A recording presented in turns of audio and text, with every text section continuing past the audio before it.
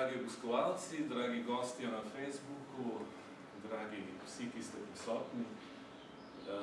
Moja veliko čast in veselje mi je, da odpiram, upam, da tradicionalno serijo predavanj z imenom Zgodovina na Špici, oziroma v angleščini History on the Edge. Tukaj v tej besedi Špica se skriva marsikaj. Po eni strani je to lokacija v Ljubljani, na Prudah, kjer je zelo lepo. Po drugi strani pa tudi kaže, bomo poskušali predstaviti javnosti historiografijo, ki je v sami Špici in ki je včasih tudi malo špičasta. Naša dva predavatelja pa bo predstavila naša sodelavka, doktorica Ana Kladnik. Prosim. Najlepša hvala, Marko. Lep pozdrav vsem tukaj v sejni sobi Inštituta za novejšo zgodovino in pozdrav tudi vsem, ki nas spremljate v živo preko Facebooka.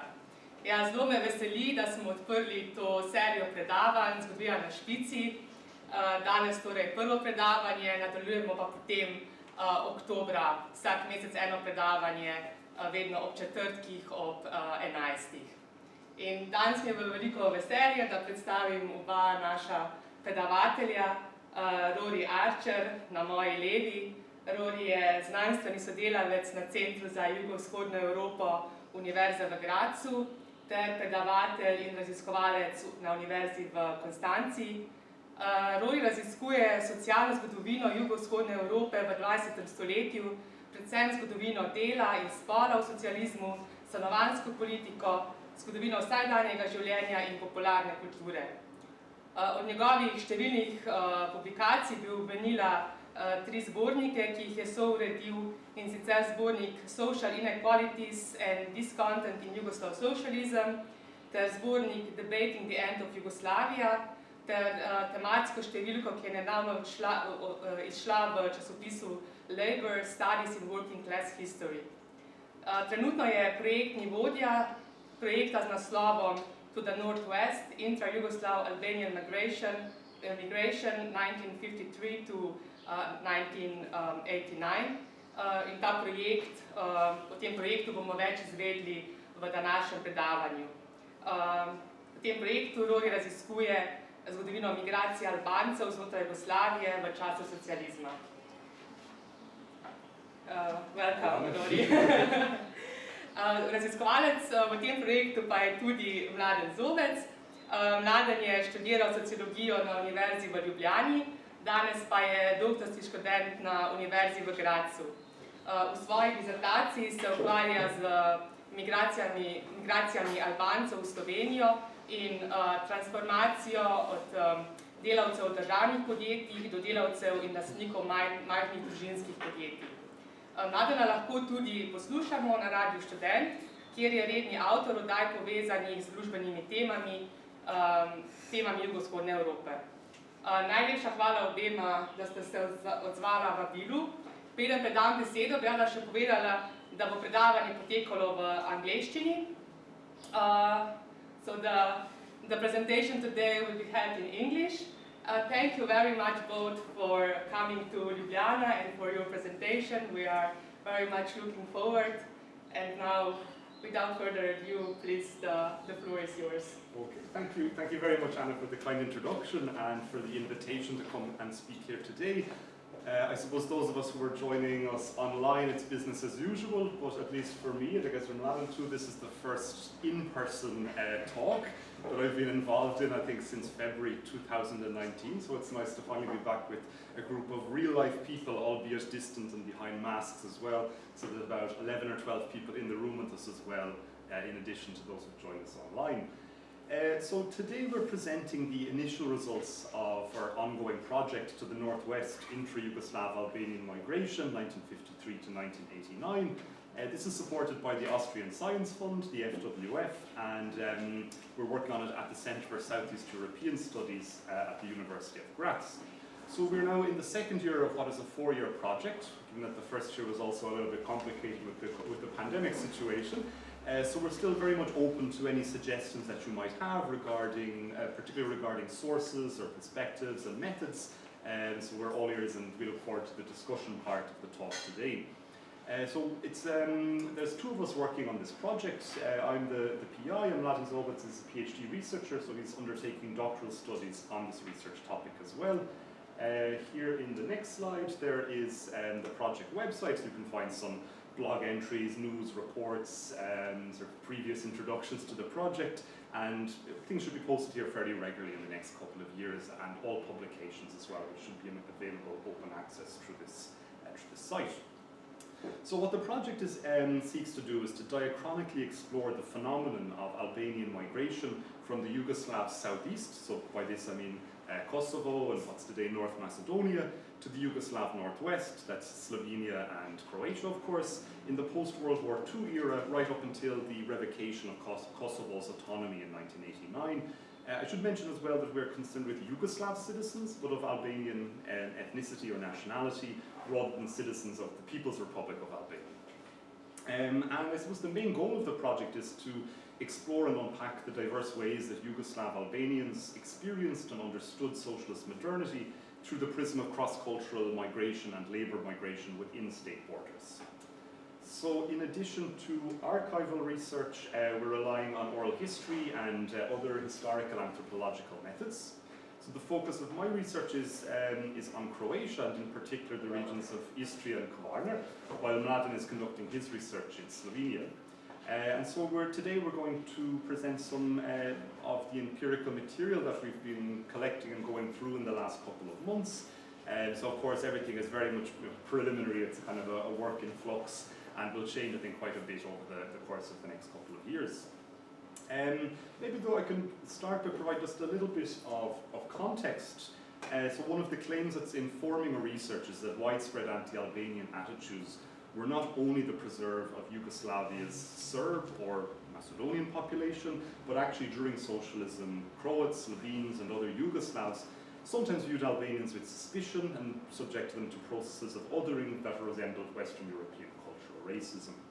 So Catherine Baker, in her study Race in the Yugoslav region, observes that the intersection of religion, ethnicity and social class for Albanians in late 1980s Yugoslavia rendered them simultaneously labelled as fundamentalist Muslims in Serb nationalist media and treated as a semi-racialized, culturally and ethnically distinct underclass in Slovenia and Croatia. So I think there's a number of sources of distrust or even outright hostility towards Yugoslav Albanians, and these can stem from a number of interrelated factors, which include perhaps purported Albanian loyalty to an external homeland of what is Albania, linguistic and cultural isolation in relation to other Yugoslav peoples. We could have Christian animosity towards a largely, but of course not exclusively, Islamic group in the context of post-Ottoman nationalist discourse and the Kosovo myth, and bearing in mind that the Kosovo myth formed part of official Yugoslav historiography as well. It's not only the preserve of Serbian nationalists. We could add also a distrust towards rural homesteads and patriarchal kinship patterns, according to the prevailing socialist morality.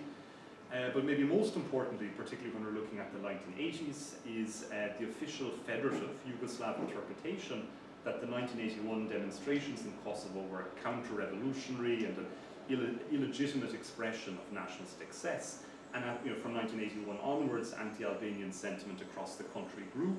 And security services followed the activities of potential irredentists very closely. And of course I say irredentists in inverted commas because in many cases this was ordinary people living across the country. But of course also distrust or ambivalence or even openly hostile attitudes towards Albanian migrants to the Yugoslav northwest can be traced back much further. And I'm going to hand over to Mladen now, who will discuss some initial findings from the Slovene archives, which go back already to the 1950s. So Mladen, the floor is yours. I'll pass over the control panel. Thank you, Rory, and also thank you everybody for attending today's presentation. Although we are now in Ljubljana and I am a Slovene speaker, I'll still be presenting in English. I'm a PhD researcher on the project and still at the very beginning, but in the first year of my studies, so please bear this in mind. So if we start, I don't know, when I'm discussing the topic that I'm researching with my friends or colleagues, there are not many people that know Albanians or have Albanian friends especially. I'm not sure what the situation is among you, but it seems that Serbian, Croat, Bosnian migrants in Slovenia that are also omnipresent are a bit more, let's say, connected to the society here to some degree. But still, I would say there is an awareness of Albanian community, Albanian migrants in Slovenia. If we are now in Ljubljana, just think of the places such as, I don't know, fast food and kebab Jagoda or Burek Olimpia, I'm sure everybody knows about, and some other places, Nobel Burek as well, and so on. So the presence of Albanian community is something that we bear in mind, but nevertheless, it is important to emphasize that there are often quite a few stereotypes connected to these businesses. For example, many argue that the businesses are only a front for criminal activities, or that they're connected to mafia and so on, and also Albanian migrants are looked upon in a suspicious way because they seem to be or are regarded as a closed minority and so on. So the stereotypes have changed throughout time, and they were not always the same, Yugoslav times notwithstanding, and some examples that were previously more common among people in Yugoslavia generally go from like claims that Albanians are poisoning breads in their bakeries, and in Slovenia I heard some obscure ideas why ice cream cones should not be eaten and so on. But let's leave this aside. So during the Yugoslav socialism, the marginal position of Albanians was to some extent the result of the fact that Rory has mentioned before. So Albanians being frequently Muslim, being linguistically and culturally isolated from other Yugoslav peoples, patriarchy, large families, and I would add also the problem of frequently being private business owners in a socialist state. So private economic sphere encompassing not only the private businesses, but also to some extent activity that is tied to the informal sphere, which caused suspicion as well. So these sources of suspicion were pronounced to different degree in different historical periods, and so far, at least at this point in the research, it is hard to talk about a clear picture of Albanian Yugoslav migration as such, but the fact remains that the migratory patterns were changing a lot.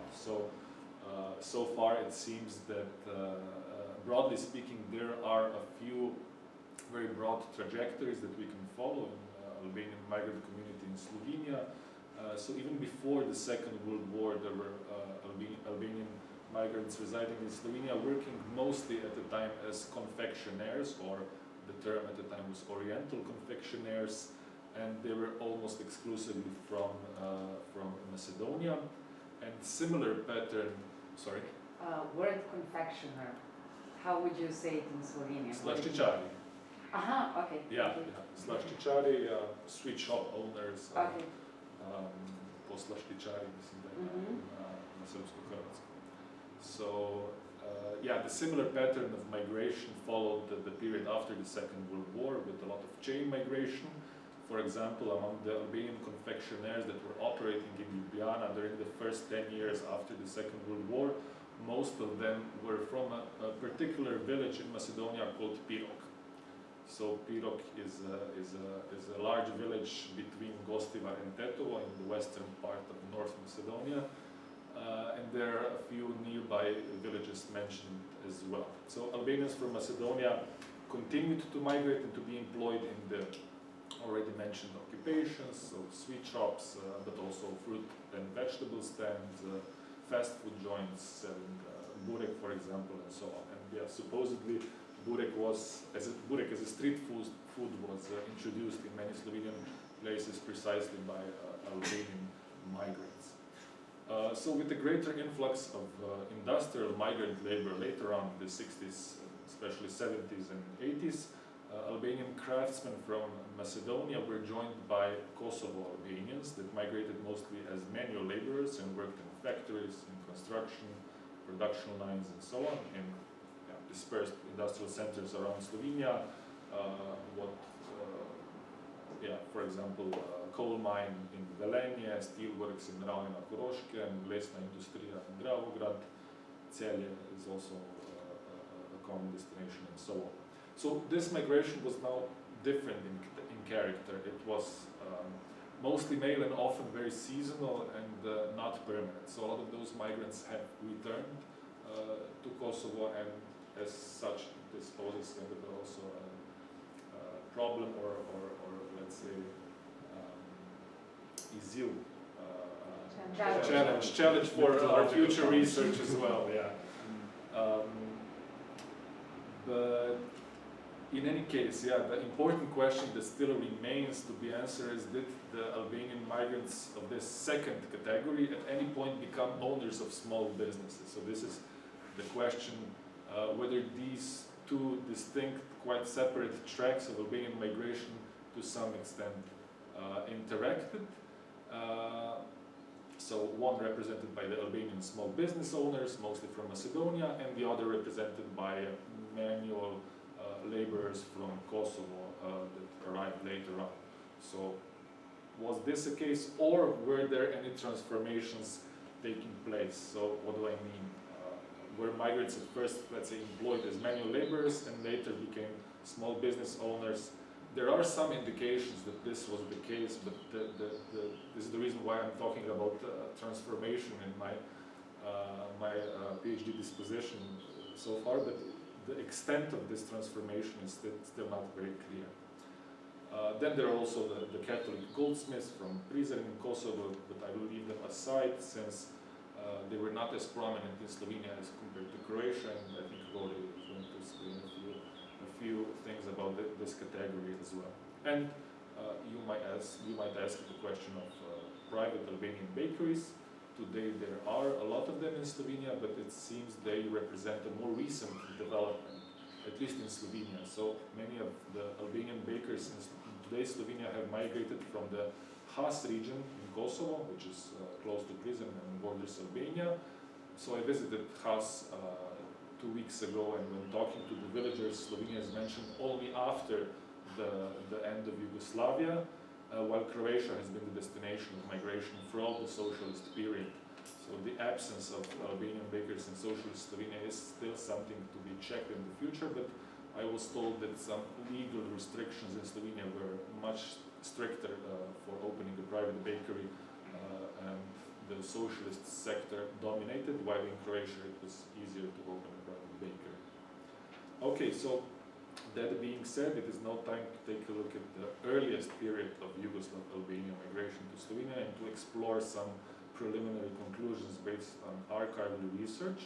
So all of the presented material from now on my part is from the Ljubljana Historical Archives, and I can provide further references if needed.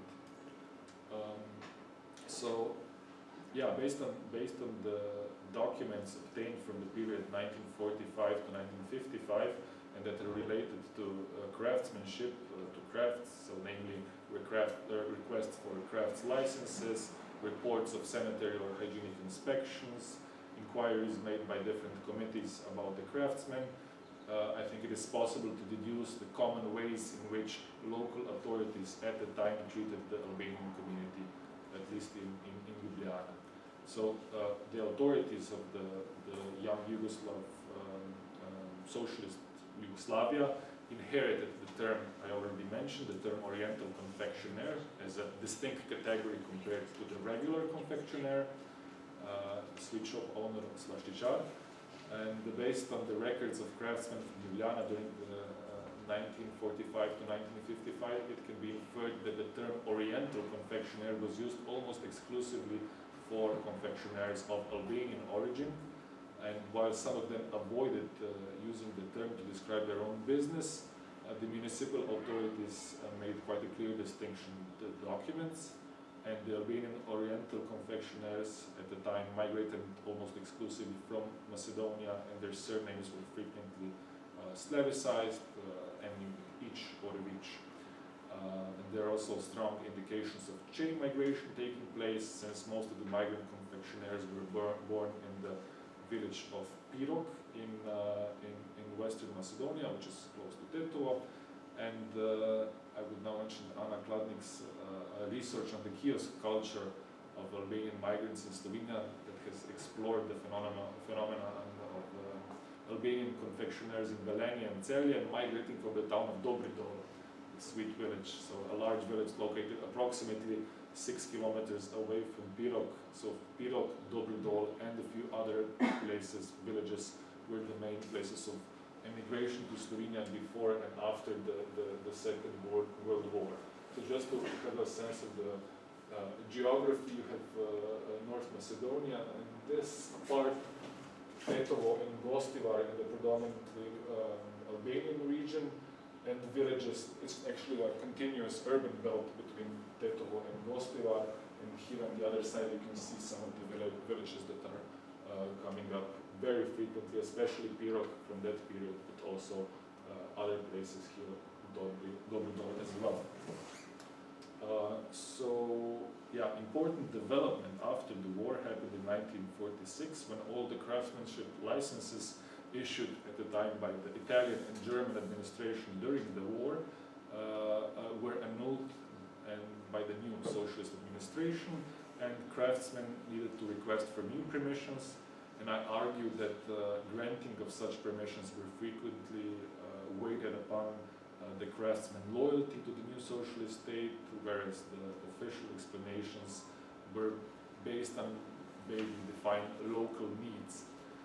So while proving one's loyalty by referring to help one has provided to the liberation movement during the war could grant you a license permission, these were often revoked by not so clear criteria. Very often, unsatisfactory hygiene in the premises was stated as a reason, although, as we will see in the next slides, the concern for public health might have only been a convenient excuse feeding into the pre-existing stereotypes.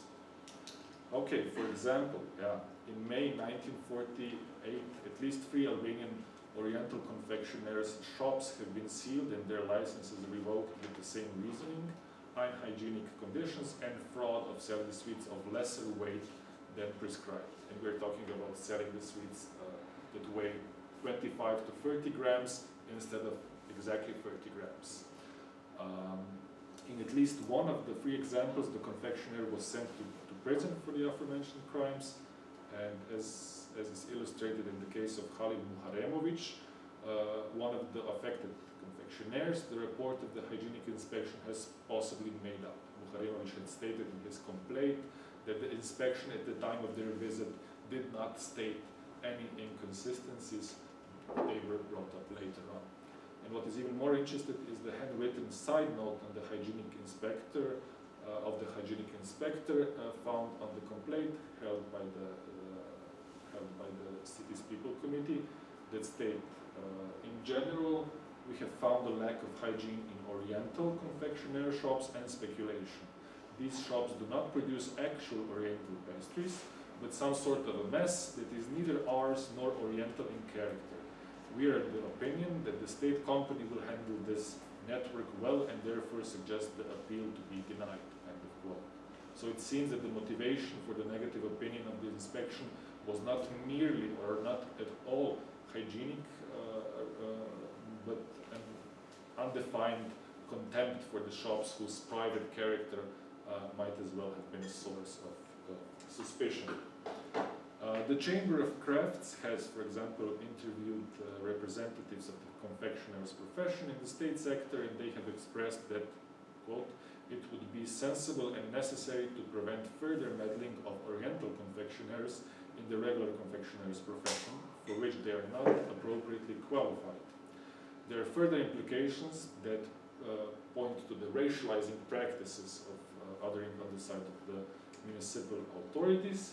So in his request to move his craft from Vrhnika to Ljubljana, confectioner called Berzat Beradinovic went through great lengths to prove how different he was from his compatriots from Macedonia, and I quote, I'm not one of those who recently moved here from Macedonia with a desire for fast and abundant profit. Rather, I'm an honest craftsman who has lived in Slovenia for the last 12 years. I have become completely acclimatized to the life here and have no intentions of returning to Macedonia. This is not the only example of such justification and attempt to distance themselves from the rest of the community. We can imagine why. So Beradinović, after whom a confectionery shop was named, and still in Vrhnika today it stands, it's called Berzo, perhaps you've heard of it. He went on to emphasize the quality of his products, stating, quote, "Because I was already a practiced confectioner in Ljubljana, I have established my craft in Ljubljana. The customers know that my service and products are of high quality, and they know that I am strict about order and hygiene." Yeah, these are the pictures taken from the website of the confectionery shop. So, yeah, a further evidence. Okay. So, yes. So, despite his stance on hygiene, right, emphasizing how this is a priority, the request was still not successful. Precisely, again, the authorities is referring to previous hygienic inspections in Vrhnika, and the justification was followed by an even clearer reference to the cultural difference among the regular and or state confectioners and the cultural needs of the local population. So this reference produced by the City Chamber of Graz in the form of the opinion to the Beradinović request stated that, quote, "There exists no need for opening new oriental confectionery shops in Ljubljana. The existing regular confectionery shops provide a sufficient amount of quality products and meet the cultural need of our town." Yes, and the further example or evidence of othering practices being perhaps more a rule rather than an exception are shown in the example of two confectionaries from the Grosuplje area, one from Stičla and the other from Grosuplje proper. The Executive Committee for Industry and Crafts in Ljubljana advocated for the revocation of licenses, and it produced two almost identical documents with only names and the name of the place being different. So the documents argue, and you can follow the structure of the documents by looking at the points 1, 2, and 3, which are almost identical, and they state first, there is no local need in Stična and Grosuplje respectively for such a craft. Second, the license holders are still young with no family in Slovenia and could be employed more usefully somewhere else. And third, unlike the locals that are engaged in useful work, the two craftsmen are wandering around, having nothing to do, although having a healthy or able body, and are thereby setting a bad example for the rest of the working population in Stična and Grosuplje, respectively. So exactly the same formulation in the two documents that were written 3 months apart from two different Albanians, even living in different places. Stična and Grosuplje are close, but still not in the same place. And what follows is perhaps even more interesting and informative. The local commission for local industry did not accept the suggested revocation of licenses, arguing that the stated reasons are, according to the law, not sufficient for the revocation of the confectionary's licenses. It goes on to say, quote, "In the future, please consider better to whom you will issue a license so that you will not regret it later." And the commissioner's document, you can see here, refers to the law on residential and commercial premises being more appropriate to find justification for the revocation of the license. So in effect, the commissioner helps the bureaucrat on how to maneuver more skillfully through the law in order to achieve the goal of getting rid of the Albanian confectionaries. And here I can imagine the hygienic reasons of inspection comes in handy as well, providing a sufficient reason for the revocation of the license if needed. So it is still a bit early to definitely say what was the degree of racialization or othering, but it is, I think, quite apparent that hygiene was a convenient paradigm for further marginalizing Albanian confectionaires and or Albanian migrants as such. And it might as well be that all of the factors somehow intersected and combined. So not only their ethnic difference, but also questionable loyalty to the socialist regime, or the private nature of the business in the nascent socialist society, and so on. And here I will end for now, and Rory. Okay, thank you very much, Mladen. I think we're around just after halfway through the talk, so I just want to check in that we're okay for time and that everyone who's online can also hear us. And we're, yep, okay, good. I'll continue then by moving a little bit more forward chronologically and down to the south a little bit. I'm going to focus on Croatia, and the rest of the talk will be informed by archival documents from local municipalities, as well as the security services, the regional printed press in Istrian Corner, and oral history interviews as well. So in the last 2 months I've been in Pula undertaking between 15 to 20 oral history interviews with Albanians in the region. So while Zagreb, the capital of Croatia, of course, has the largest population of Albanians in the country, as a percentage of the population, Istrian Corner ranked the highest. So for those who've maybe holidayed there, and I'm sure that in Slovenia very many people have, you probably will be familiar with visible Albanian businesses, things like cafes, restaurants, bakeries, jewelers, ice cream shops, in places like Porec or Cres or Lovin or Krk, and so on. Now, of course, there are many forms of historical mobility along the Adriatic coast, from Albanian lands up to what today is Croatia, at least from the 16th century onwards. And there's some studies on this in Croatian historiography, things like the migration of Catholic Albanians from the Skadar area, Arbanasi in Zadar, contemporary neighbourhood of Arbanasi in Zadar, Janjevci in the 1990s, and of course present-day contemporary labour migration, particularly in the tourist industry from Kosovo and from North Macedonia. But my focus is on late socialism, from the 60s right up until the late 1980s, and I would argue this is the period with the largest mobility, probably ran into the tens of thousands of Yugoslav Albanians who lived and worked in Croatia, particularly in the northwest of Croatia in this period. So here is a 1988 report from the State Security Forces Pula branch, detailing the security situation in the area of Pula relating to the Albanian complex. And here I think the term complex in the title really is suggestive that all Albanians were seen as a potential security risk, or presented as such by the security services. So according to the local authorities, the 1981 demonstrations in Kosovo had led to an increase in the number of Albanians in Istria. There was estimates back then that around, or at least 2,500 Albanians were in Istria, and that this number would increase massively then during the tourist season, with unregistered workers coming to work in the private businesses of relatives. So, as Mladen has mentioned already, unlike most Yugoslavs who were employed in the social sector, Albanians in Istrian Corner tended to be disproportionately employed in the nascent private sector, and this was a bone of contention for the local communists. So according to the authorities, most Albanians found employment in this, in hospitality and crafts, things like goldsmiths, filigrani, ice cream parlours, slastičari. These are mentioned, as are sellers of fruit and vegetables, and informal work in construction as well.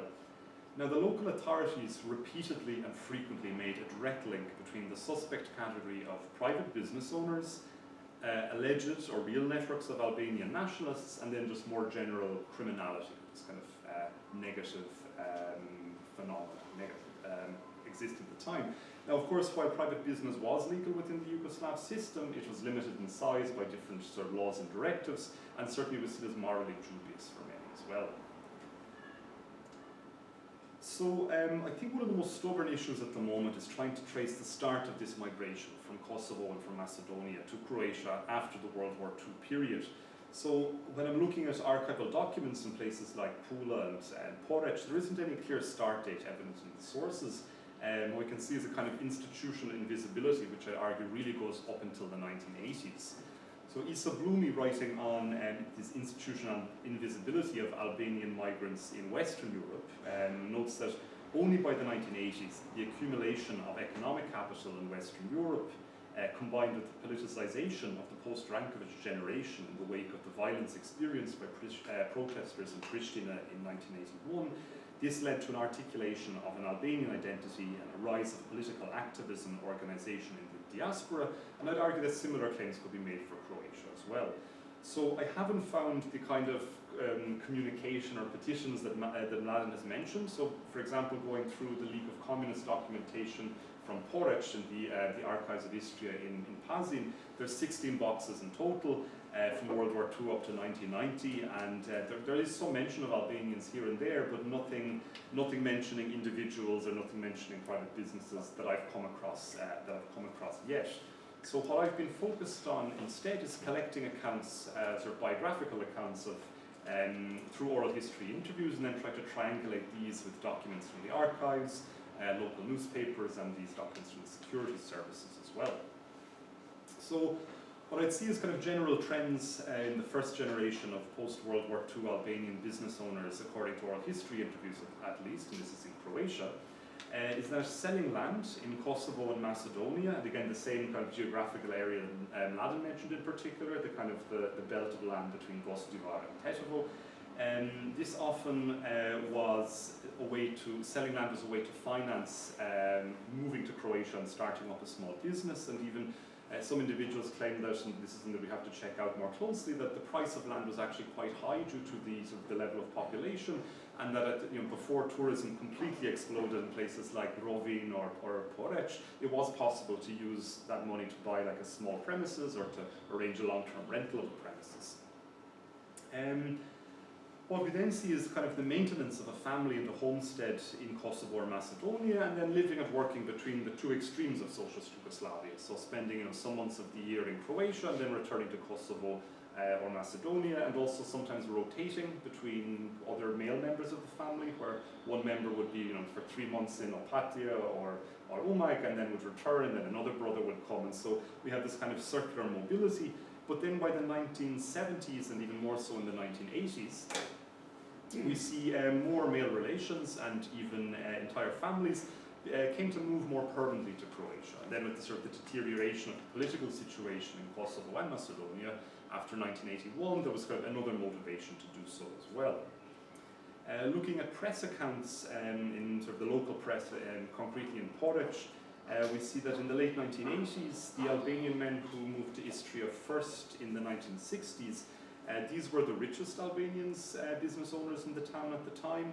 This is the second half of the 1980s. They were mostly Muslims from Macedonia and filigrani or jewelers who were Catholics from western parts of Kosovo, so from areas around the town of Prizren and Đakovica.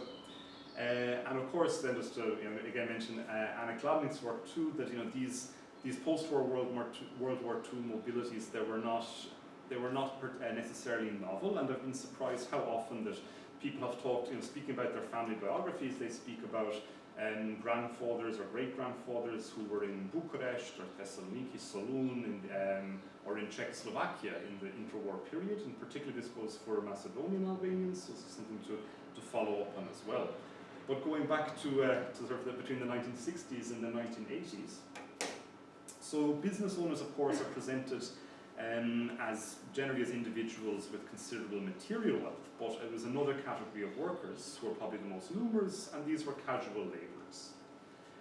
To quote the local newspaper, Porečki Glasnik, in the late 1980s, a report stated that in Porec, places exist which are a public secret.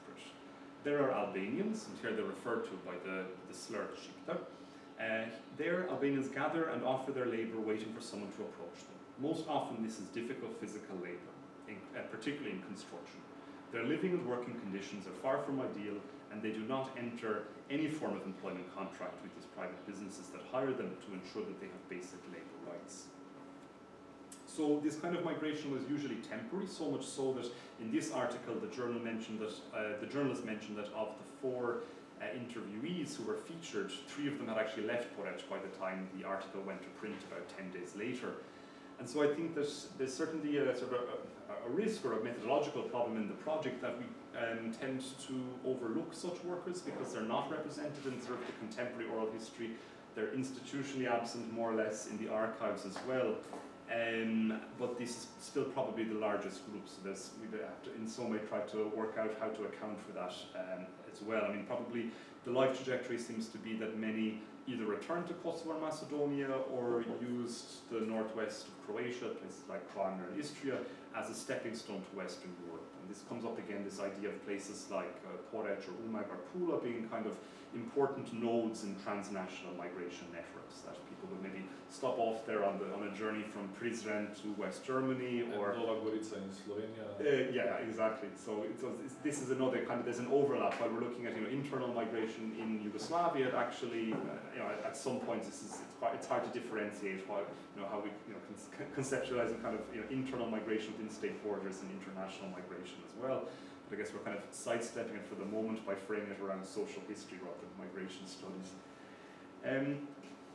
So, looking at Istria and Kvarner, I mean, these are areas of Yugoslavia which are synonymous with a fairly robust interpretation of brotherhood and unity, and openness to outsiders, a kind of, but I think this proclaimed normative multiculturalism also ran parallel to kind of an ambivalence towards and even widespread resentment towards incomers from the Yugoslav south. For example, in 1987 here, the municipal authorities in Rijeka observed that the economic migration of Yugoslavia's Albanian population was constantly growing, with Albanians being the most numerous migrants to the region of Kvarner by the mid-1980s. So the authorities claimed that Albanians' ways of working and living there were closed in comparison to northwest Croatia. There was allegedly problems of what they termed interpersonal relations with the local population, which would require more careful monitoring that had been conducted so far. Essentially, they were suggesting that Albanians were culturally separate, intending not to participate in the local institutions of self-management and of the party state. And there's many other documents like this where we can see, for example, in Pula, Albanians were being accused of deviant property speculation and excessive in-group solidarity, drawing, again, allegedly contempt from local Istrians. The security services in Pula were then reporting again kind of the second half of the 1980s of claims of dissatisfaction, revolt and antagonism among the autochthonous population of Istria, with the conclusion that we are financing our own counter-revolution. So essentially at this time the main kind of media discourses and those at the level of sort of political actors of the municipality were very much uncritically following the federative line, this is counter-revolutionary. So we see two kind of contradictory stereotypes emerging in the documents in Croatia in parallel. So on the one hand, there is this large influx of unskilled workers taking the hardest jobs, and reports about Albanian men digging canals, collecting rubbish, undertaking different kinds of physical work, and these were seen as cultural outsiders who were socially and politically disconnected to the area that they moved to and were largely invisible in public life and usually undocumented, in the sense that they didn't register their presence in the municipality either permanently or temporarily. But then on the other hand, there's this stereotype of a very shrewd, wealthy group of Albanians who helped one another advance in private businesses and property speculation. These are groups who were allegedly maintaining links with both emigre groups in Western Europe and the extended kin networks in Kosovo and Macedonia, and both their wealth and their mobility was seen as a source of suspicion. I would argue that to some extent these stereotypes still exist today in Croatia. This is something that Albanians themselves have mentioned in interviews, both on and off the record, and this includes both, say, kind of community leaders, including politicians or people who are involved in the advocation of minority rights in Croatia, as well as those who are not publicly engaged at all. Those who are like employees, workers, and business owners as well. But to sort of shift this a little bit, there in discussion with Albanians today, the stereotypes about this lack of political engagement in the local Croatian or Istrian community are often turned upside down, or kind of inverted and presented as evidence of self-help and of not relying on the state. So this idea of a really strong work ethic and a familial entrepreneurial spirit are recurring topics that emerge in discussions with Albanian business owners, their workers and families as well. So from Yugoslav times right up to the current day, getting up early and staying and work late is sort of juxtaposed against the more predictable and shorter hours, or even dare I say lazy hours in the public sector or the former social sector. And so the necessity of putting in long hours in family businesses is cited as narrators as one of the most important reasons in explaining why Albanians were underrepresented or less represented in socio-political activities in the late socialist period in Croatia. So to cite a jeweler in Pula who was born in Peć in the late 1950s, sort of reflecting on this issue of this lack of political participation, he says, I'm quoting him, he says, "We came with cash, the state didn't give us anything. And now today, in any town you go to in Istria or Croatia, you never find an Albanian in the unemployment office, never. We make our own workplaces." He says, "Kupimo mi sami radno mesto." I make the workplace for myself. That's how we work. I don't wait for the state to employ me. Then he continued sort of giving a kind of an overview, a kind of narrative overview of this idea of hard work. And he says, through blood and sweat, hard work, those outside, the Albanian diaspora in West Germany and Switzerland, us here in Croatia, we all worked hard, and of course it was normal. There was money going around, money in circulation. Here we earned, we were making things, and that's how it went until the war started, 1991. So I think this kind of claims or discourses are extremely common today in conversation with Albanians in Croatia. This stress on sort of entrepreneurial capabilities, this non-reliance on the state, that Albanians never taking unemployment benefit, or not working in the public sector, or even in state sector retirement homes. So one person has claimed that there's not a single Albanian in one of the state-owned or the public sector retirement homes in Istria or Kvarner. I'm not sure if this is true or not. But these kind of views, they might well be conditioned by contemporary capitalist conditions and a shift in sort of values at large in society. But I think actually some opinions, these kind of opinions, this kind of valorization of hard work in the private sector, they were actually expressed in late socialism as well, and sometimes even by the communists themselves, as we see here in Porridge in the 1980s. So an article in the local newspaper in 1984, and this is from the League of Communists and the Working People, was sort of comparing what they termed as sometimes lethargic social sector tourist companies with limited opening hours to the Albanian businesses, which are running from early morning right late into the night on the main street, Dekumanis, the main pedestrian street in the old town of Porridge. So the article writes that, the journalist is writing that walking along Dekumanis Street after 9 o'clock should give Porridge residents something to think about. Thousands of tourists pace the streets, but other than the Albanian old jewelers and sweet shops, Filigrani, Slastičari, and a few souvenir stands, all other premises are closed. Filigrani and Slastičari, they open up at 6 or 7 in the morning, they close at 11 at night, while the sellers in the social sector in the height of the season, in the leading tourist town in Yugoslavia, work 7 or 8 hours per day. Many of them close their doors at the time when the most people are on Dekumanis Street.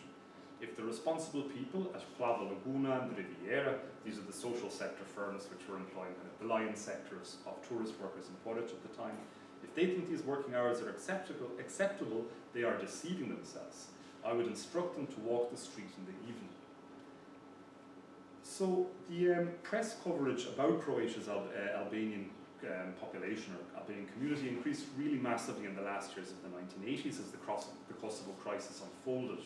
So we see here the Sunday newspaper or the Sunday edition of a major newspaper in Dalmatia, Nedjeljna Dalmacija, provided a series of detailed and very sympathetic accounts of Albanians in the Croatian coast in the late 1980s, albeit from a perspective of an outsider's gaze upon an exoticized group that was, supposedly would be needed to be discovered and to explain to the readership. So rather than interpreting the lack of interest in self-management and politics as something which was a priori negative and evidence of potential subversion, actually the series of articles gave voice to Albanians like one Pavle Paljusi, who was a second-generation Filigran, and stated, we are interested in who will have more money, we are interested in economics and not politics. And so these reports are stressing sort of a combination of entrepreneurial and patriarchal values as well, almost as a badge of honor and of self-help. We see similar kinds of sentiment expressed in the local Porridge newspaper as well. Here we can see a headline stating Albanians in Porridge, good and honest. This is the third in a series of kind of long enough articles kind of detailing the Albanian community in 1989 and almost explaining it to the local population at large. But even in the same edition of the paper, with these positive accounts of local Albanians, it was still interspersed with racist jokes in the very same issue. So when you go forward a couple of pages to the joke section of Kladnik, we see jokes about Albanian tourist workers under the extremely offensive title English for Shqiptar seasonal workers. So this is kind of a leitmotif which comes very frequently in the local newspaper in Porridge, and this idea that many negative aspects of public life in the town can be either in the 1980s directly attributed to Albanians or indirectly to a kind of abstract Balkan or Oriental. Just to give another example here from the mid-1980s, the dumping of old washing machines and household items in 1984 in some land outside of Porridge was termed Kosovo polje. So this is, again, this kind of, sort of cognitive link between issues of, of hygiene and, reading the full article. There's absolutely no link between Albanians in Porridge and this dumping. It's something to do with, the communal pickup of rubbish. This is the way that it's being framed by the most kind of, serious newspaper, written or organized by the local communists. And another example here is Porridge like Istanbul. An article in 1988 was complaining that the old town centre, which of course it should be Venetian, had been orientalized, and so there was the smell of burek, the smell of sweet corn, the stains of melted ice cream, and other markers of alleged Albanianness or Balkanness. So this is something which comes up again and again. So it's maybe sort of a counterpunct to what Mladen has been seeing in the 1950s and 60s at the level of municipalities in Slovenia. That this is also kind of similar civilizational-based discourses are very tangible here as well. But it's of course, let's say, not all bad news.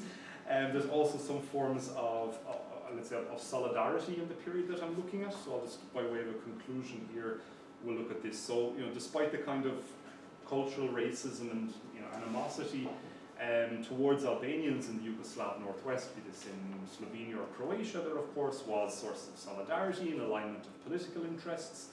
This is particularly, I think, salient in the late 1980s, given a growing fear of Serbian hegemony in Slovenia and Croatia. And so, we have maybe focused on many of the difficulties of migration or participation in public life for Albanians, but there were, of course, factors which facilitate mobility and help many to thrive. And so when we speak to people or when we look at documents and then link them to current-day businesses, some of them are doing, very well and are still very popular, and the accounts that business owners provide are mostly rather positive. So we have, first and foremost, a Yugoslav common state framework. I suppose we could call upon brotherhood and unity, and some degree of cultural familiarity as well, just by virtue of being within the same federative state. So this could all undergird Albanian migrants in Croatia or Slovenia. And if nothing else, they were citizens of the same state until 1991. Although after this, of course, another set of problems emerges with documentation.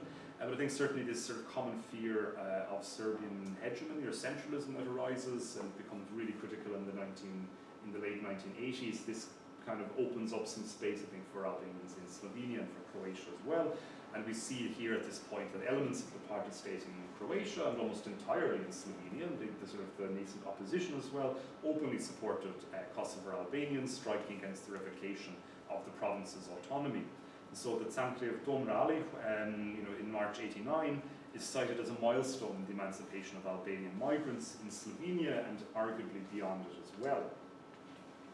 Now, of course, this sort of human rights framed attention on Kosovo from 1989 receded almost immediately with the outbreak of war in 1991, first in Slovenia and then in Croatia. And of course, Albanians encountered problems with personal documentation in both states. And in the case of the arrays in Slovenia is the most well known, but of course also in Croatia, obtaining a so-called domovnica, the status in indicating citizenship, was also very fraught for Albanians from Kosovo in particular, but from Macedonia as well. And generally the period from 1991, from the war in Slovenia and Croatia, and right up to the war in Kosovo, and after that too, is something which was understandably very, very traumatic and very difficult. And while the focus of our research kind of is leading up to the end of socialism, the experience of the 1990s right up until after the war in Kosovo as well is really something which features prominently in the narratives of oral history, or people that we're speaking with, oral history narrators, and so it's something that has to be taken into account as well, even though it's not, it's not at the centre of our research, but we're trying to kind of wind things down a little bit by sort of the 1989, 1991 at a push. So I think I'm going to stop here, and we'd be very much welcome any feedback, questions or comments, either from people in the room or for those online. I don't know, Anna, is there a way that people can either type comments on the Facebook? Or Yes, I welcome everyone who are watching us via Facebook. Just type your questions or comments, and we will be happy to ask Rory and Mladen. So thank you very much for your presentation.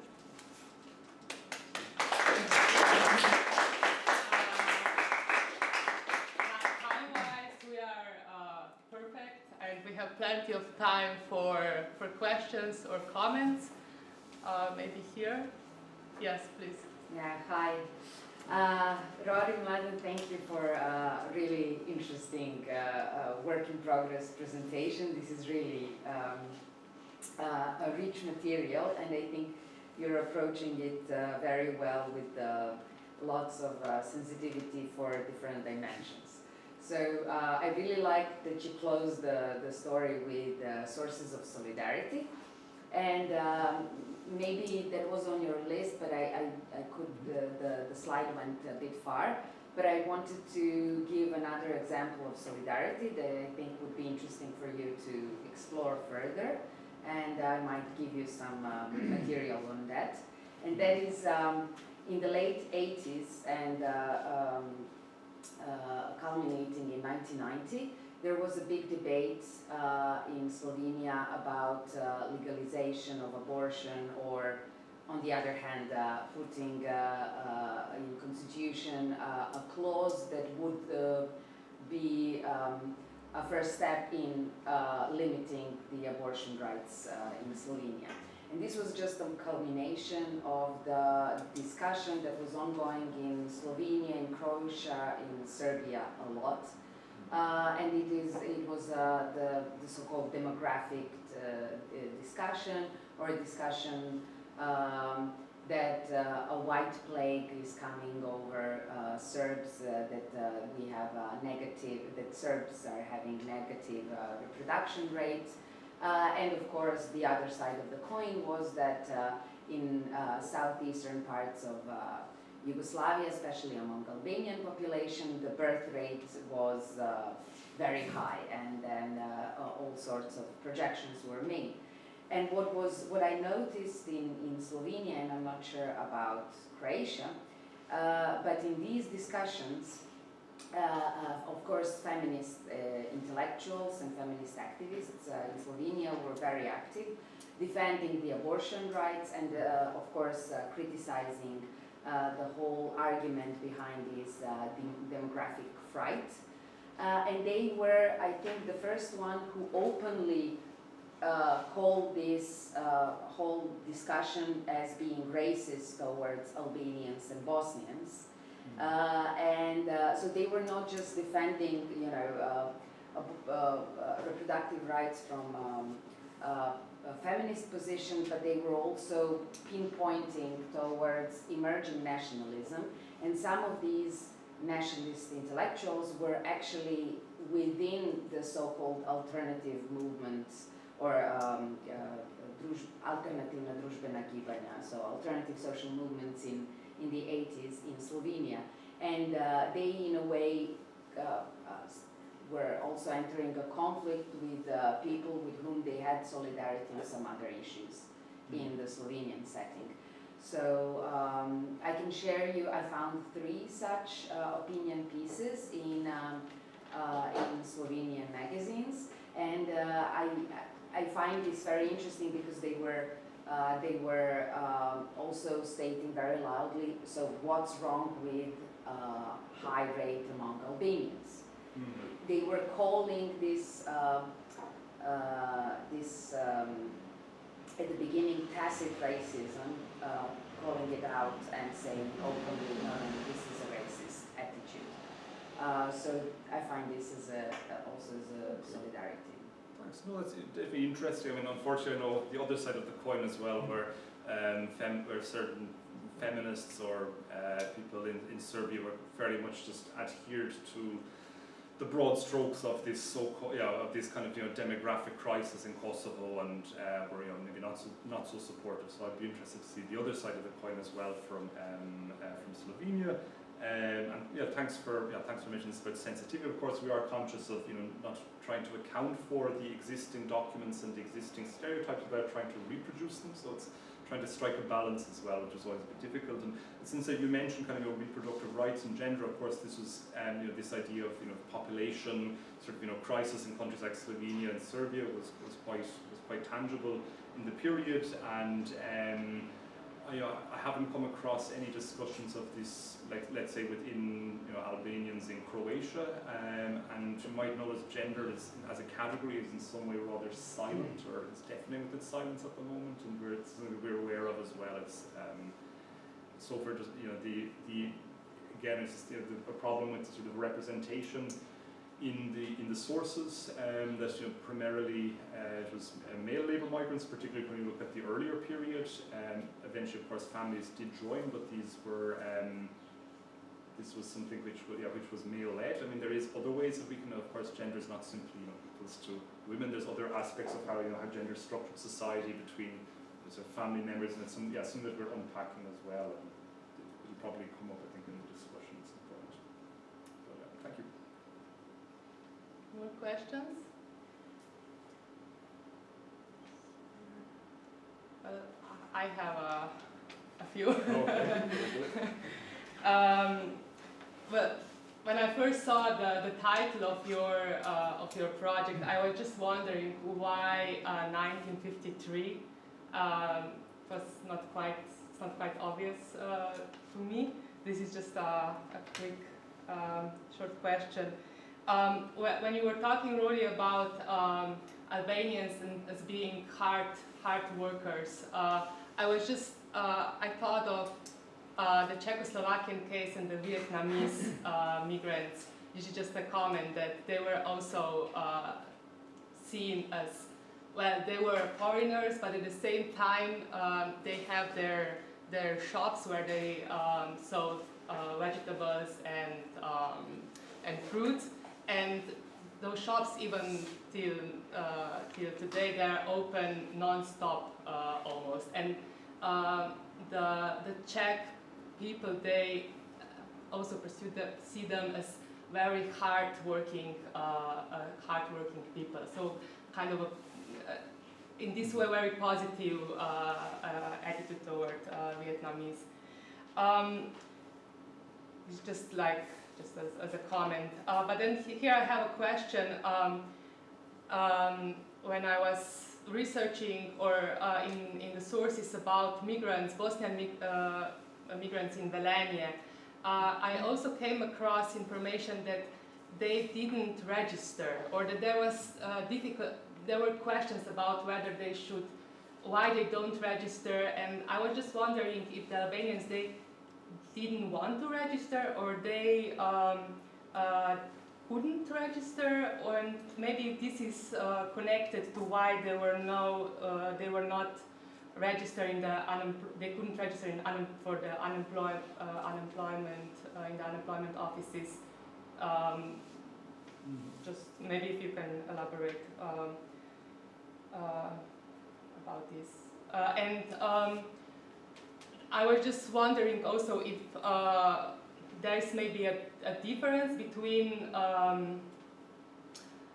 Albanians coming from Kosovo or from North Macedonia, if there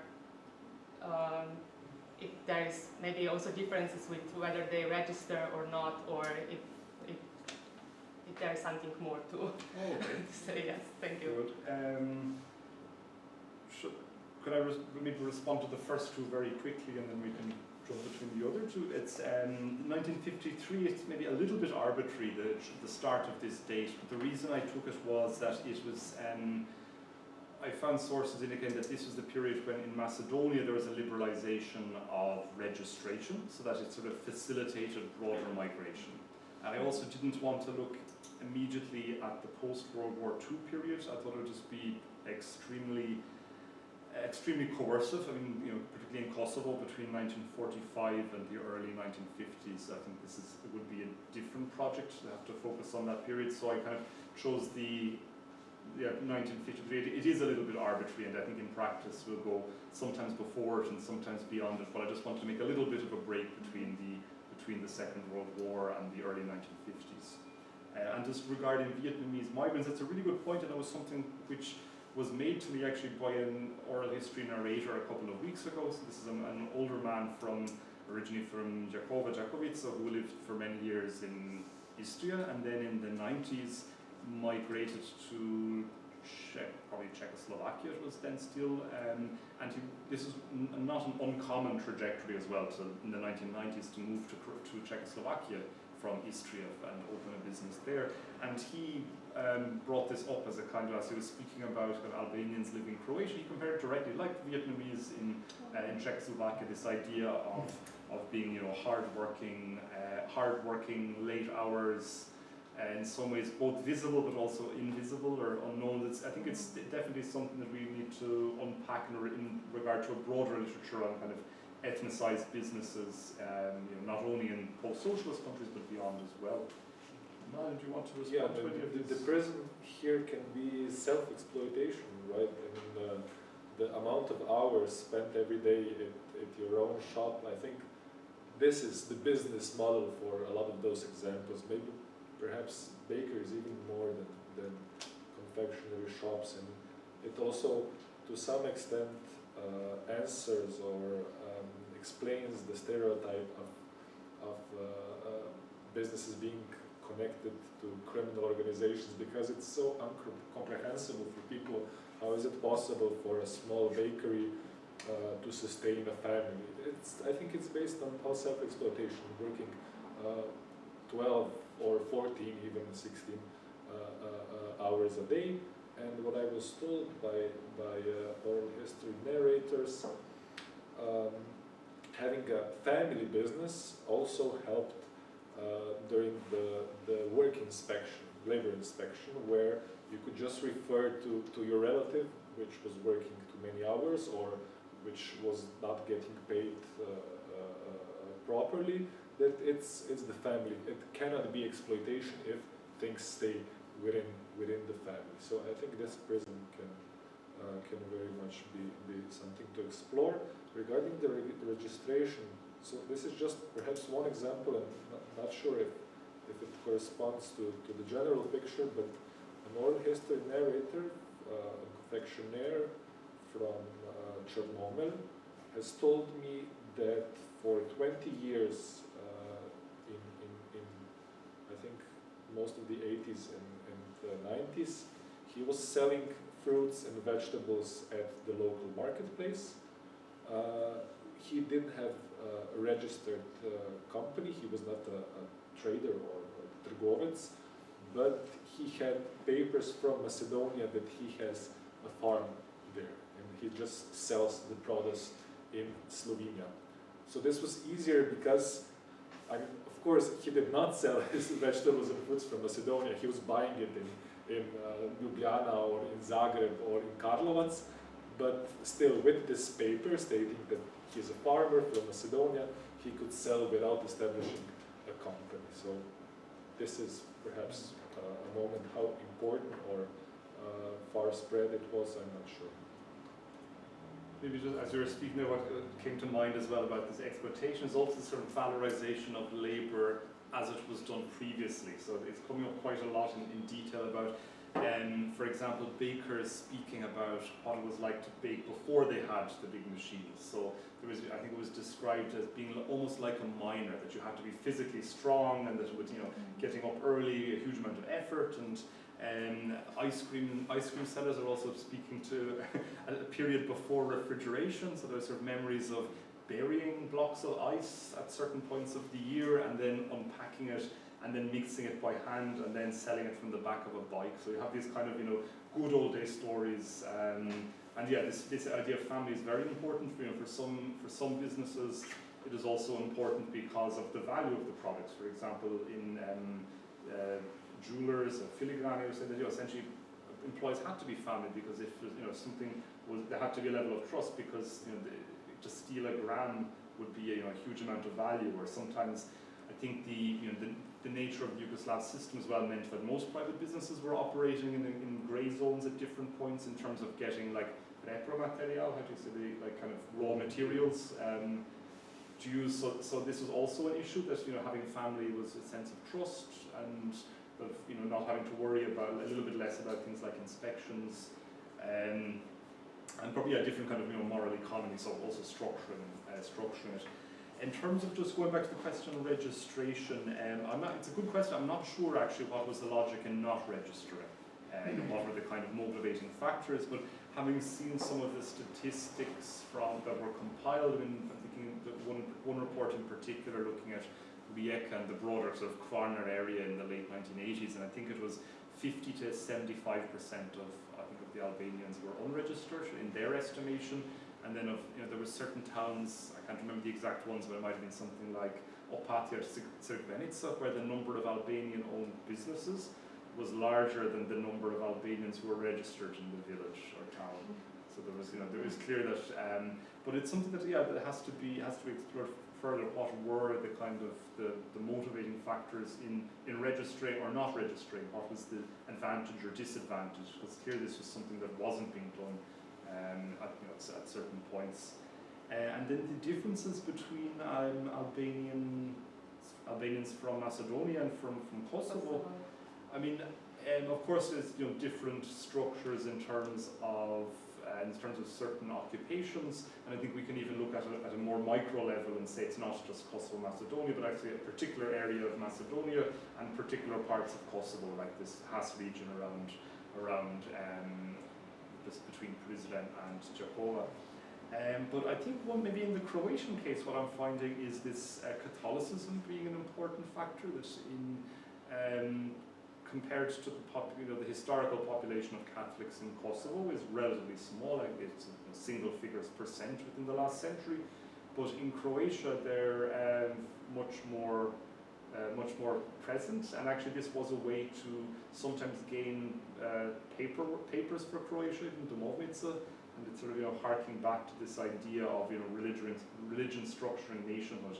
And this is on the one hand we have the case of Janjevci, who are I think historically a group probably you could link back to sort of Ragusa tradespeople, but who would have identified as Slav and Catholic, and were largely went to Croatia then in the early 1990s. But there's also quite a few of Albanians who happened to be Catholic but were able to get Croatian papers during the 1990s, despite maybe not having sort of connections to Croatia. That's one thing that I was quite surprised by, that still holds some weight. I mean, Slovenia is also nominally a Catholic country, but obviously not in the same way as Croatia. I think we don't see that same kind of link. Did I answer? I think that was it for the other questions so far. Thank you. So still no questions. So 2 weeks ago, when I visited the Has region in Kosovo, the locals there in the villages that are mixed, right, Catholic Muslim villages, also explained that after 1990, Catholics from the village that were in Croatia could gain Croatian citizenship much easier than the Muslims from the same village in the same occupation, bakers mostly, and so on. So this was also corroborated in the field as well. We have another question. Thanks. So, Yuri Hadarin, I was working quite a lot on the Yugoslav Albanian political relations, and I unfortunately also came over the question of the Albanian minority, so I have here a few comments maybe.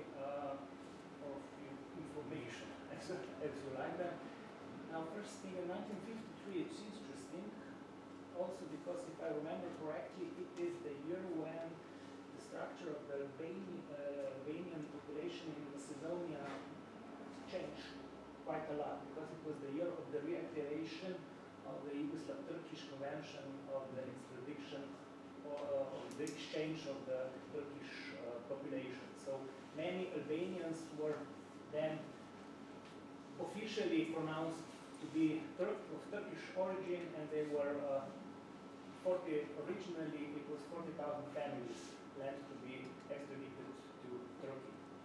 And that is also the moment when the things in Skopje, let's say, changed significantly, because people from Albanians from Kosovo came to Macedonia. So it is definitely a year when something in the migrations much changed.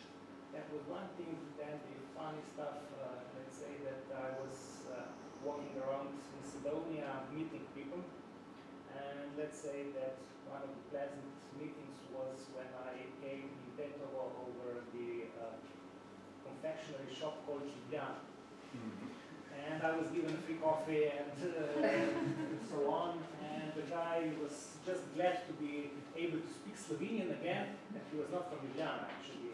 They were working as confectionery shop, they had the confectionery shop in Belém, and they moved back in 1990s. And I think that is also the word that I was missing today, the pečalka. So that's the sort of season workers, and they were all, the whole family went to Belém over the season and then came back. Pečalka and urbet in Albania. I think that's something very classical. And here I come to the last part. When I was checking out the documentation which was sent on the Central Committee, the presidency of the Central Committee of the Yugoslav Party in the time of the Cosmo Crisis in 1986, I think it was, there were reports for all the republics. And there was also the Slovenian inside. I have it up here. I think that I have quoted it in one of my articles. And it was very interesting because it was simple, racist, and it says some things that you found in Croatia, but also some things that you have not found in the Croatian material. Namely, this person in the ministry, the Internal Affairs, wrote the assessment of this Albanian population, considering the question of their political activity towards the Kosovo crisis. And he found absolutely none, or very absent. But on the other hand, he was talking about the accumulation of the significant capital in some family businesses, and he was also saying about some sort of good connection in the local structures which enables them to get the permissions easily. So I think that it was also the question of a slight possibility for corruption. He was also speaking about two rat holes in Nova Gorica, two channels for, which were closed. But the most interesting thing maybe inside was about how he counted the Albanian population in Slovenia in that year.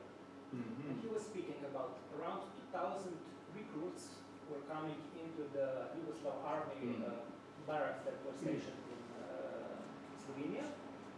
The next category, which was very big, was the number of Albanian population that was sentenced in Serbia or in other republics, but was serving jail in Slovenia. It was Croatia quite too. A distinctive number. And then he went to the part that most of the population is seasonal and is not registered. And then he came to this part of the population that you are eventually most interested in, so the stable part. So it's interesting somehow to think of the quantity of the Albanian population that was actually stationed in Slovenia in that period. It was much bigger than just.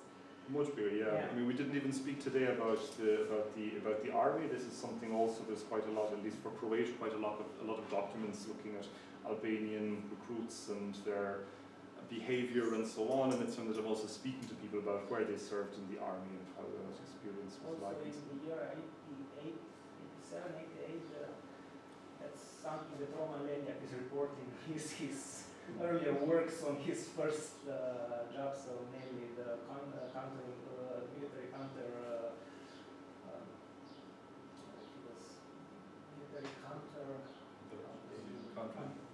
counterintelligence, and he is reporting on a very significant inspection over the Albanian population in the army. I forgot the code name, and it was something like autumn. Yeah, there was a huge, there's a range of different sort of acts here at a federal level, looking at the military and Albanian structures. Thanks for the questions. Those are the comments and questions. These are very, very useful. I actually read your article, and the question of abundant wealth among the Macedonian confectionaires of Albanian origin in Slovenia, and also, yes, the activities of the Secret Service at the time. One very interesting information I came about in the oral history interviews by a certain narrator. Apparently a family in Ljubljana in the 1980s has bought a whole apartment for one of the officers of state security service in order for them not to harass them, whatever that means. If this family was somehow politically active or has contributed to financing any political movements in Kosovo, Macedonia, I don't know, but it was quite informative to hear this information of spending a small fortune on bribing a state security officer to leave you alone. Regarding 1952, that's also a very important point. This the migration / expulsion of Yugoslav Turks and Albanians to Turkey, and actually I think Mladen came across an interesting source about this recently. I have it here, I can perhaps read it. So, a complaint against a negatively sold request for Kraft's license of the Dovoljenje in Kladnik in 1954. So the name of the confectioner in question is Recep Jeladin Ređepović, and he was born in Negotino in Polog, in one of those villages. And among other things, he claims, and I quote, "I am a Muslim of true Turkish origin, and I have nothing in common with the Arnaut nationality," meaning Albanians. "Therefore, I ask this to be taken into consideration when deciding about my complaint. In connection to this, I have to emphasize that I am searching for employment in Slovenia precisely because of my greater cultural ambitions that I am not able to satisfy in my narrow home in Macedonia. For this reason, I decided to request for emigration to Turkey in case I do not receive the craftsmanship permit in Slovenia." There's, I mean, his name is Albanian, right? But even if he's in fact Turkish, which probably is not, it's quite informative that posing as a Turk, a true Muslim, right? The emphasis on being Muslim is important here, is informative in how important it was for confectionaires at the time, if they were Albanian, to distance themselves from the rest of the community. And yeah, mentioning emigration to Turkey as a possibility as well. Maybe you'll go into the Ljubljana shop in Teteroy. These are always interesting. It's also very convenient when you have when you see that. Okay, if you come across something with the name, I know, Ljubljana or Bled, Pekarna Vukovar, that probably they has some connection to that. And if you happen to want to start a conversation, it's a good talking point. In reverse, it's less common. You're not so likely to see restaurant Šar or Pristina in Slovenia or Croatia, although there is one restaurant Paštrik referring to a mountain, the mountain Paštrik between Prizren and Jakova, in Rovinj since 1976, which is the only instance I've noticed where there is the inversion. And I asked, how do you decide on the toponym for the name of the restaurant? And the logic was that the initial founders of the restaurant had previously worked in Germany, in West Germany, in the 1960s, and they were from a village near Pastrik and on the mountain of Pastrik, and then they saw how some Yugoslavs in Germany had made restaurant Zagreb, restaurant Opatija, restaurant Yugoslavia, and they thought, well, we're from Pastrik, so why not open a restaurant Pastrik when we do ours as well? So fitting into that model. There is one ice cream shop in Slovenia since 1960s. Owners are from Dobridol, and it's called Ohrid. Oh, okay. Yeah. And I think in Postojna there is also one pri Makedoncu. I think in Ilirska Bistrica as well. Oh, Ilirska Bistrica, yeah, here. Okay. Yeah, here. It's interesting because when going through media articles from the Yugoslav period, Albanians are often, the ones from Macedonia are often referred to as Macedonians, right? The Albanian identification is not as strong sometimes. Okay, another question? Yeah, thank you for this very interesting presentation. Intra Zobec is my name. What I'm curious about is whether the Albanian migration to Istria and Kladnik in a way filled the positions that were left vacant by Italians who relocated to Italy, and in what way this immigration was related to Yugoslavia's repopulation project of these coastal towns. Thanks, Mia. That's a really good question. I don't have an adequate answer in terms of official repopulation, but what I can say, I've noticed that many of the buildings which would become businesses in old towns and places like Porec and Pula were previously owned by Italians who were deported expelled from Yugoslavia after the Second World War, and so within a decade and a half, often some of these buildings were falling apart or were not really being taken care of, and so that's one of the connections between the kind of these mobilities that I can point to. That's the most obvious one, but even today, I don't have any concrete statistics, but I would imagine that in old towns like Porec, parts of maybe Rovinj and Pula as well, that the Albanian population is, if not higher in the old towns, certainly more visible due to these businesses. And so I think that's where I see the first connection. But in terms of formal population, I'm not sure that the numbers were significant in the immediate early, in the first 2 decades after World War II for that to have made an impact. I think what was much more significant probably was labour recruitment generally from what we could call the south of Yugoslavia, from the rest of the country. So if you look at industrial places like Uljanik and Pula or mines in Labin, this was, I'd say, more Bosnia and other parts of Croatia, maybe Serbia, and I think Kosovo, Albanian less so, or not in significant numbers. I've done other work of labour history and looked at documents from Istria and Kvarner and haven't come across many direct connections to Kosovo. So I think in terms of these more, in terms of planning, it probably has more to do with general labour recruitment that doesn't have much to do with Albanians. Okay. Yes.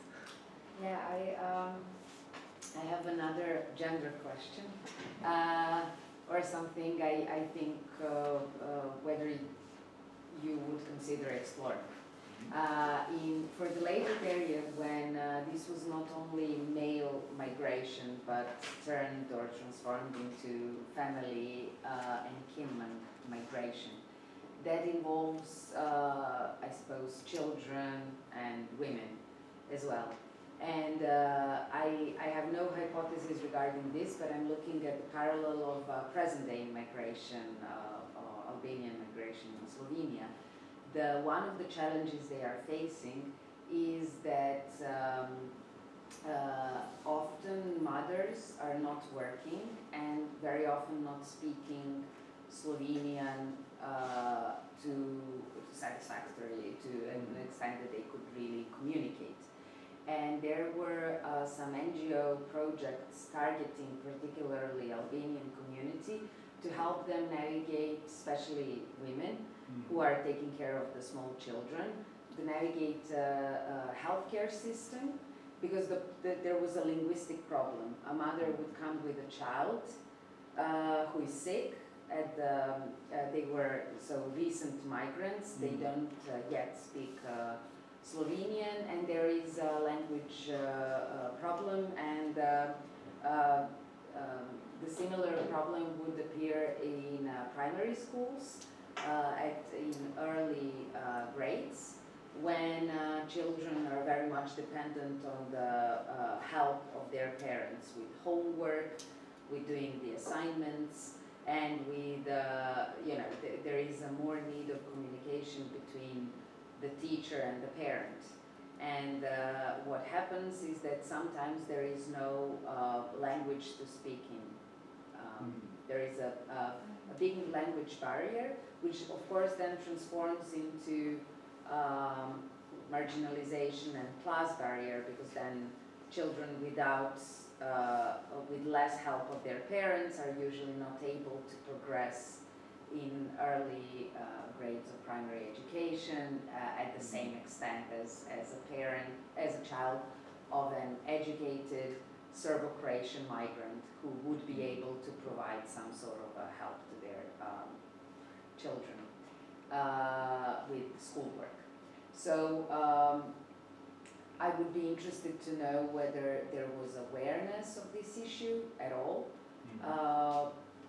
in formal documents in the archives, or maybe even in some scholarly research, since I know I'm working a bit of research on Serbo-Croatian language in Slovene school as a subject, and the treatment of Serbo-Croatian speaking children.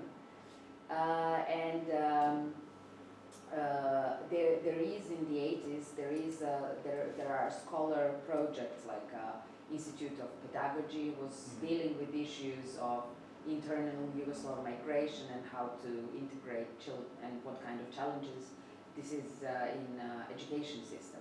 However, I can't remember that anybody mentioned Albanians in these studies and the linguistic component of it. So, have you came across of anything on that? I haven't really come across anything concrete in the Croatian case. I think which is probably Croatia's less. There's a greater chance of having lesser difficulty because of, if we think back to the 1960s, 70s, 80s, there was more opportunities for those, at least in Kosovo, but arguably for Macedonia too, for male members of families to be socialized in Serbian and Croatian because of military service and because of of working. And usually when I've mentioned language in the context of interviews, it's always been, oh, it's never a problem. Everyone spoke a bit of everything, we got by fine. This is again, might be probably more of a rosy picture, but this is what has been expressed. I think this is probably might be more tangible in Slovenia, particularly in the later socialist period, although you've mentioned you didn't see any evidence of Albanian emerging as a kind of a language at any institute. But just simply because of there's less proximity. I mean, I would imagine firstly that Slovenian is more distant to Serbo-Croatian, and also particularly for maybe migrants coming from Macedonia to Slovenian, maybe both sides are lacking standard Serbo-Croatian, so maybe there's more possibilities or there. Both sides have just enough to communicate. Yeah. But have you done oral history with women? So far, the only sort of main, let's say, longer multiple session or multiple hour recordings is only one woman out of maybe a pool of, say, if I have between 10 and 15 recordings. Women have been present in different ways and contributed in the capacity of being wives and relations. I've asked one sort of gendered, I'm going to say this in a very informal way, is that sometimes I've had interviews where people, the main person, the head of the family, will speak to me at length and be extremely reflective and really provide speak about kind of the familial relations in the family over previous periods, about how about their children's lives, what they expect for their children, their own lives, about growing up, the army, very in huge detail, and really given the opportunity to go back and to ask more questions, and to take more time, and to bring me to meet other people. But when it comes to then speaking with other members of the family, whether male or female, it's like, but I told you everything. And this is, so I'm kind of like, we'll come back again to me and sit down. But there's I don't want, of course, push it and say, okay, thank you, but thank you, but I'd like to hear from someone else in your family. It's like, no, this has happened multiple times. So I don't know how to. In a practical way, I'm saying this now, I wouldn't necessarily write this, but this has happened multiple times. I had one woman who's as an oral history narrator from prison, and might have been the most interesting, longest and insightful article. She was the wife of a military figure, so wasn't involved in private businesses until the 90s. Then afterwards she struck out and had a couple of different businesses that she does today too, but her initial role was kind of at university, and then joining her husband. Both were Albanians, and so I was able to speak with her in some detail about that. And I mean, she had the kind of the perspective whereby when she came to Pula first in the 1980s, the people wouldn't believe that she was Albanian. And when I say people, I mean kind of people in the local community, let's say Croatians, or the inhabitants at the time of Pula, which of course is a fairly mixed city. And her impression was that people saying, no, but you couldn't be Albanian because.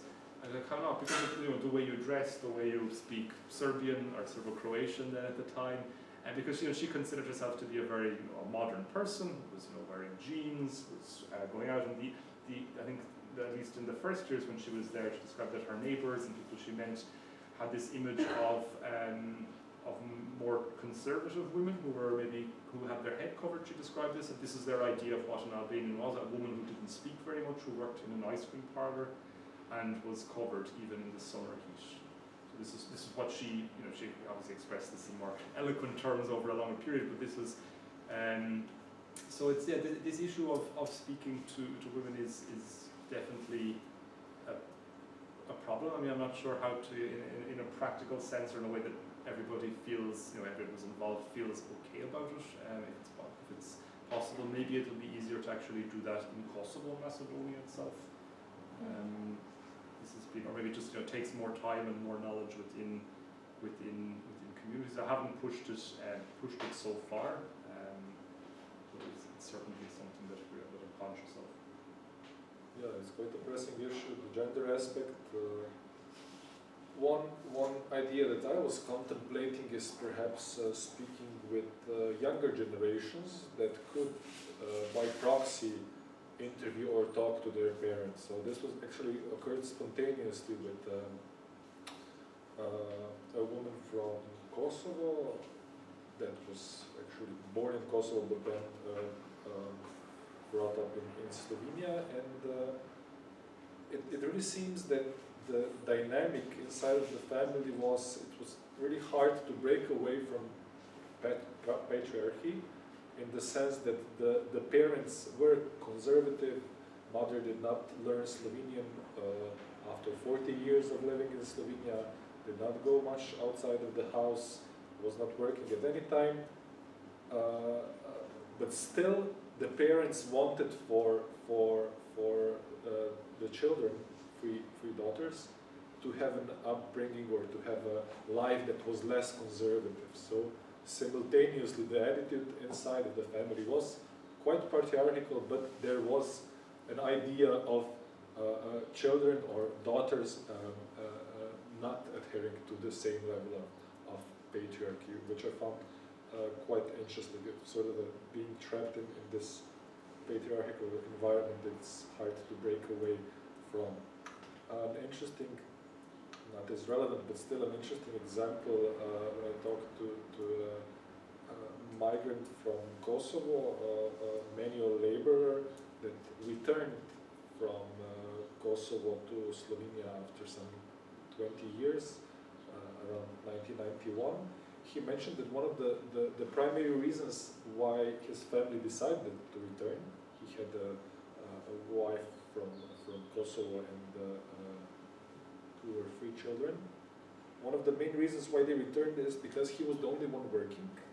The economic situation at the time was not the best, and the family just could not afford to live on only one salary. So he even mentioned that his Slovene colleagues were encouraging him and his wife for her to start working, but he said we just couldn't do it. I think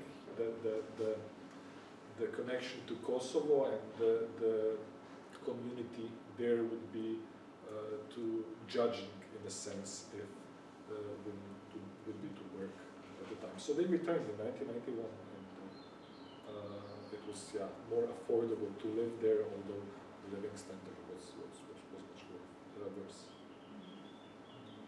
Maybe on gender as well, I would stress that in interviews, more often than not, oral history narrators have actually spontaneously addressed patriarchy, or maybe not always in those terms, but they've reflected on it in their own lives, in their own family, and have tried to explain it in some way, how they view it. I haven't included any of that material today, but it'll be something that is, I think, I hope quite useful. And it's not to say that this is how it is, they say so, but just to see the sort of the different ways of reflecting on it, and there are definitely different kind of hopes and things that change over generations, and also we're not only equalizing gender as kind of a women's question, but as much broader structure of doing things and seeing things. I mean, what was this one example of a detailed newspaper article from the late 80s where it was almost kind of ethnographic the way that the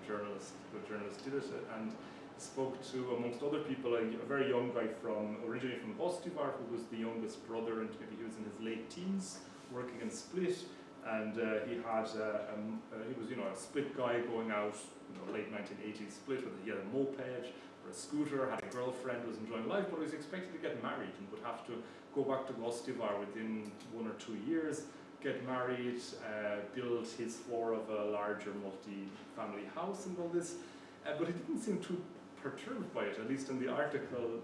He was saying, that's okay, I have to arrange 10,000 Deutschmarks for the wedding and do this investment, but I'm going to come back to Split, and I can continue here with something on the side. And so it was almost, of course, it's just a reminder that kind of the expectations, these kind of expectations and gendered are also affecting all members of families or all members of societies, and they can kind of take unusual or unexpected shapes or outcomes. We'll try to account for a little bit of that as well.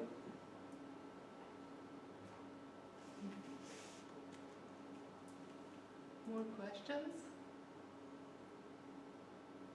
I don't see any questions online.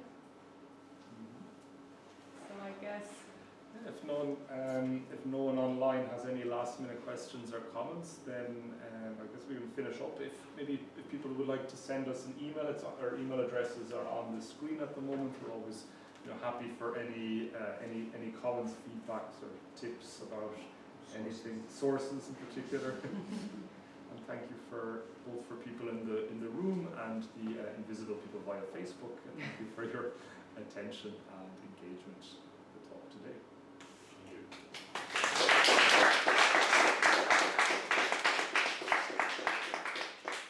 Thank you to both of you, and all the best with your further research. And also thank you very much for all that attended the event, the presentation, and for the debate. Also, thank you very much for all who are watching us via Facebook. And I hope we will see us again in October at the next presentation, lecture. Thank you. Thank you.